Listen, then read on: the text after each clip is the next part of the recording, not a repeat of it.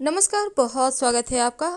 देव उठेंगे और जीवन में खुशियां और बहार लेकर आएंगे, क्योंकि यहाँ से शुभ मंगल कार्य शुरू हो जाएंगे।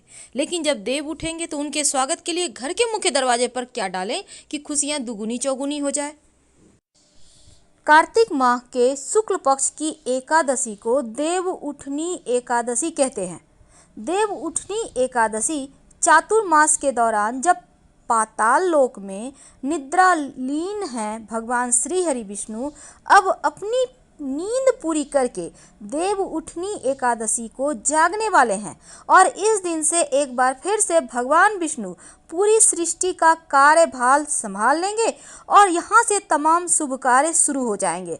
शादी विवाह जैसी चीज़ें यहाँ से शुरू हो जाएगी और 4 महीनों के दौरान यह काम जो वर्जित था, मुंडन संस्कार, विवाह, तमाम तरह की, तो वो अब फिर से शुरू होगा।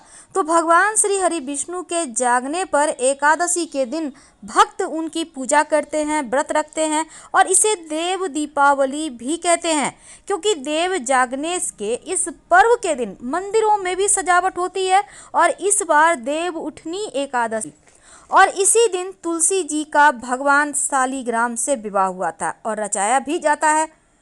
इसी के साथ शुभ कार्य भी शुरू होंगे। भगवान विष्णु को तुलसी बहुत प्रिय है और वे माँ लक्ष्मी का ही रूप है और इस दिन व्रत रखने वाले व्रती को कैसे करेंगे, भगवान की पूजा कैसे मनाएंगे श्री हरि को। देखिए, देव उठनी एकादशी के दिन भगवान श्री हरि विष्णु की विधि विधान से पूजा करें। सुबह जल्दी उठे, स्नान वगैरह कर लें, घर के मंदिर में भगवान श्री हरि का गंगा जल से अभिषेक करें, दीपक जलाएं, भगवान को पुष्प, तुलसी दल, फल, मिठाई अर्पित करें और शाम के समय भगवान श्री हरि को भोग लगाकर उनकी आरती करें। इस दिन भगवान को तुलसी दल जरूर अर्पित करें। अगर पहले से तोड़कर नहीं रखा है तो पेड़ के पास जो गिरा हुआ है उसी को धोकर आप यूज कर सकते हैं, क्योंकि तुलसी के दल नहीं देंगे तो भगवान भोग भी स्वीकार नहीं करेंगे। संभव हो तो इस दिन व्रत जरूर रखें। रात में जब उनका विवाह करें या आप नहीं भी करते हैं तो कम से कम तुलसी जी के पास एक छोटा सा प्रयोग जरूर करें।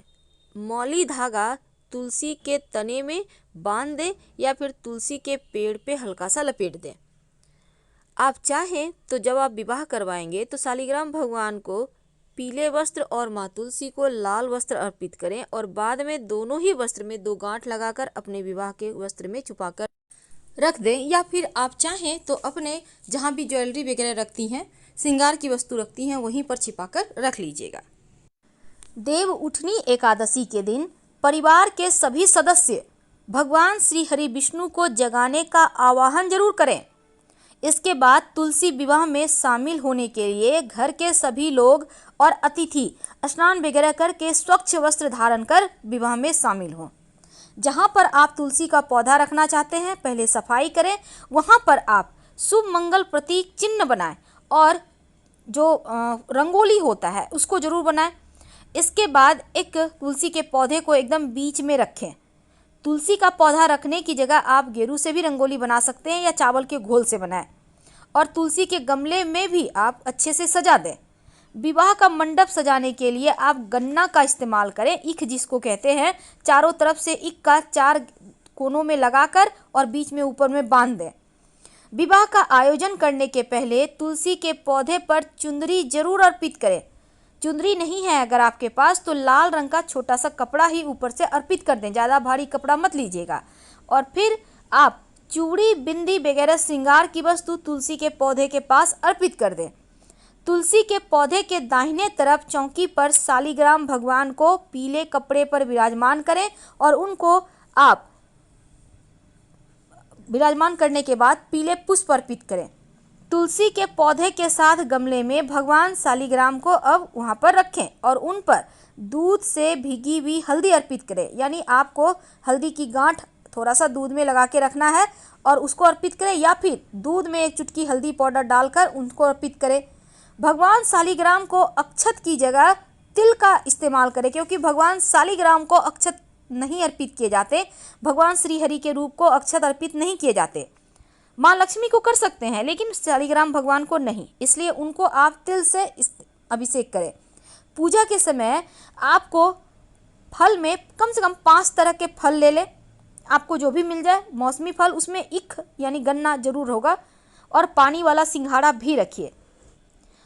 माँ जो लक्ष्मी का स्वरूप हैं तुलसी जी, उनको जब आप पूजा करेंगे तो तुलसी जी की पूजा के समय श्रृंगार की वस्तु के साथ माँ को पसंदीदा वस्तु जैसे आंवला है, सिंघाड़ा है, आप चाहें तो अनार भी रख सकते हैं, चाहें तो, जरूरी नहीं है, आपके मन पे है।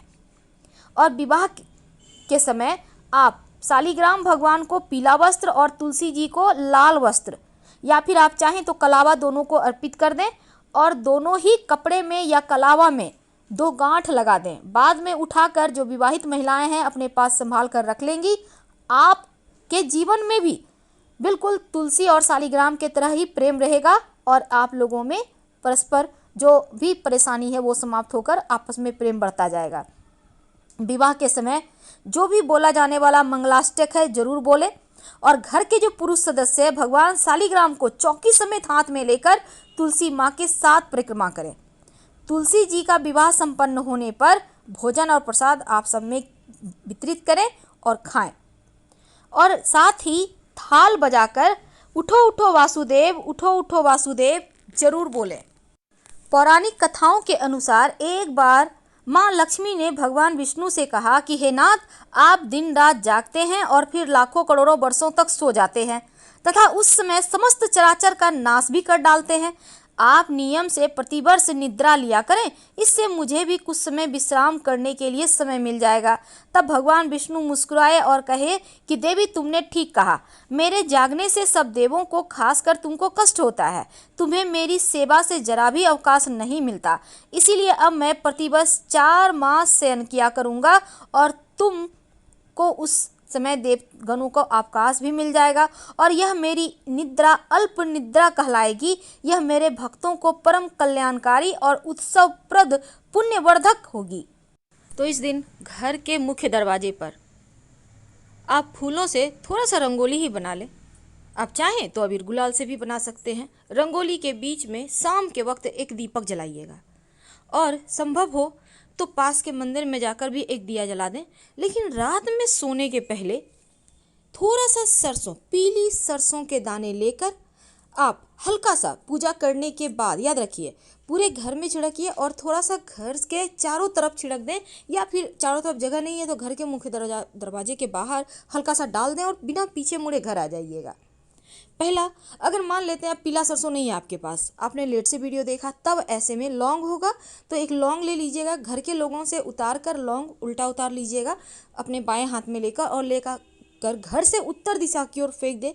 अब जब शालिग्राम भगवान और तुलसी जी का विवाह करवाएंगे, जब आप रंगोली बनाएंगे जहाँ पर आपने उनका चरण पादुका बनाया है, वहाँ पर 5 तरह के अनाज रखे जाएंगे। उसमें आप पीली सरसों के दाने भी रखिएगा और इस दाने को घर की मिट्टी में डाल दीजिएगा। ये आपके जीवन में खुशियाँ लेकर आएगा। माँ लक्ष्मी इससे प्रसन्न होती हैं, क्योंकि सरसों के जो पुष्प होते हैं माँ को बहुत ज़्यादा पसंद है। इस दिन एक और छोटा सा प्रयोग किया जाता है। तुलसी जी के जितने भी पत्ते हैं, हर पत्ते में सिंदूर लगाइए और लाल चुनरी उनको जरूर ओढ़ाइए, घर में खुशियाँ आएंगी। चूँकि देव उठनी एकादशी का व्रत रखने से जीवन की समस्त परेशानियां समाप्त होती है, और इस दिन दान करने का भी महत्व है। जब आप तुलसी विवाह करवाएंगे, जिस पौधे का आप विवाह करवाएंगे, तो आप उस पौधे को पास के मंदिर में जाकर रख आइएगा। ये बहुत आवश्यक है। उस पौधे को आप घर में नहीं रख सकते, क्योंकि आपने विवाह करवा दिया तो उसे आपको दान देना होता है। तो पास के किसी भी मंदिर में जाके, जैसे कि हनुमान जी के मंदिर में भी रख सकते हैं आप, और शिव जी के मंदिर में मत रखिएगा। तो आप जाकर रख दें तो आपके ये पूजा और व्रत पुण्य को प्राप्त करते हैं और आपका व्रत पूर्ण होता है। क्योंकि तुलसी के वृक्ष को विष्णु प्रिया कहा जाता है, इसलिए देवता जब भी जागते हैं तो इसलिए वह सबकी प्रार्थना तुलसी की ही सबसे पहले सुनते हैं। तो हम आपसे विदा लेंगे। हर हर महादेव।